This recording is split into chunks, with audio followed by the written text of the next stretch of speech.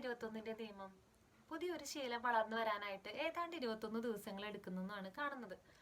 പക്ഷെ ഭൂരിപക്ഷം പേരും ആദ്യത്തെ കുറച്ച് ദിവസങ്ങളൊക്കെ ശ്രമിക്കുമ്പോഴേക്കും നമുക്ക് ഒരു മാനസിക സമ്മർദ്ദവും അതുപോലെ വേദനയൊക്കെ അനുഭവപ്പെടുമ്പോൾ നമ്മൾ ഉദ്ദേശിക്കുന്ന ആ ഒരു ശ്രമം തന്നെ ഉപേക്ഷിക്കുകയാണ് ഉണ്ടാവുന്നത്.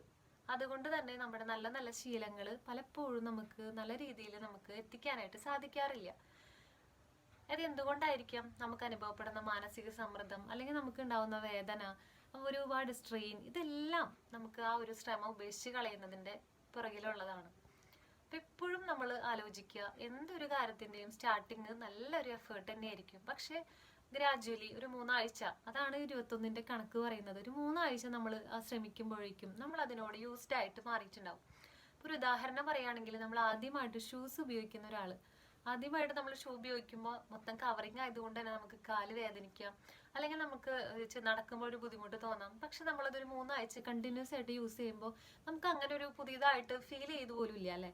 അത് എല്ലാ കാര്യത്തിലും അങ്ങനെ തന്നെയാണ് നമുക്ക് ഉണ്ടാവുന്ന. അല്ലെങ്കിൽ നമ്മൾ ആദ്യമായിട്ടൊരു ഫിസിക്കൽ ഫിറ്റ്നസിന് വേണ്ടി ക്ലാസ്സിൽ പോകുമ്പോൾ ആദ്യത്തെ 2-3 ക്ലാസ്സൊക്കെ കഴിയുമ്പോൾ നമുക്ക് ശരീരം ഭയങ്കര പെയിൻ ആയിരിക്കും. പക്ഷെ പതുക്കെ പതുക്കെ നമ്മൾ അതിനോട് പിക്കപ്പ് ചെയ്ത് വരുന്ന പോലെ നമുക്ക് ഫീൽ ചെയ്യും.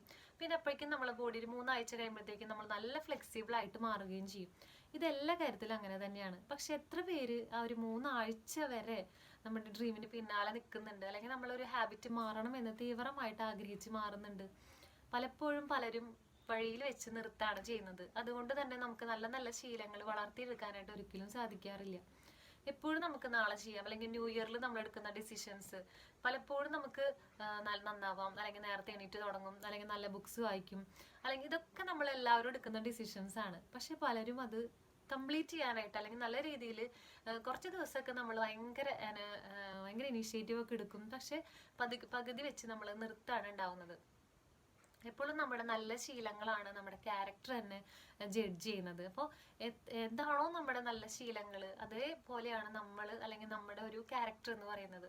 അപ്പോൾ എപ്പോഴും നല്ല നല്ല ബുക്കുകൾ വായിക്കാനും, അല്ലെങ്കിൽ നല്ല രീതിയിലൊരു ഫിസിക്കൽ ഫിറ്റ്നസിന് വേണ്ടിയിട്ടാണെങ്കിലും, അല്ലെങ്കിൽ നല്ലൊരു യോഗ പ്രാക്ടീസ് ചെയ്യാനാണെങ്കിലും, എല്ലാത്തിനും നമ്മൾ നേരത്തെ എണീക്കുന്ന കാര്യത്തിലാണെങ്കിലും എല്ലാത്തിനും നമ്മളൊരു അടുക്കും ചിട്ടയോട് കൂടിയിട്ടുള്ള ലൈഫ് നമുക്ക് ബിൽഡ് ചെയ്യണമെങ്കിൽ നല്ല ശീലങ്ങൾ വളർത്തിയെടുക്കുന്നത് അത്യാവശ്യമാണല്ലേ.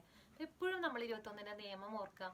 ഇപ്പൊ നമ്മളൊരു ലാസ്റ്റ് ആയിട്ടൊരു കാര്യം കൂടി പറയാണ്. ഇപ്പൊ റോക്കറ്റ് ഒക്കെ വിക്ഷേപിക്കുന്ന സമയത്ത് അതിന്റെ ഏറ്റവും കൂടുതൽ ഇന്ധനം ഉപയോഗിക്കുന്നത് അതിന്റെ സ്റ്റാർട്ടിങ് സ്റ്റേജിലാണ്. എത്രയോ കിലോമീറ്ററുകളോളം സഞ്ചരിക്കുന്ന ഒരു വാഹനത്തിന് ഏറ്റവും സ്റ്റാർട്ടിങ് സ്റ്റേജിലാണ് അതിന്റെ ഏറ്റവും കൂടുതൽ ഇന്ധനം ഉപയോഗിക്കുന്നത്. അപ്പോൾ ആ ഒരു അതേപോലെ തന്നെയാണ് നമ്മുടെ ഏറ്റവും കൂടുതൽ ഊർജ്ജം ഉപയോഗിക്കുന്നത് സ്റ്റാർട്ടിങ് സ്റ്റേജിലായിരിക്കും. അപ്പൊ അതിന് വേണ്ടിയിട്ട് എല്ലാവരും കൃത്യമായിട്ട് വർക്ക്ഔട്ട് ചെയ്യുക.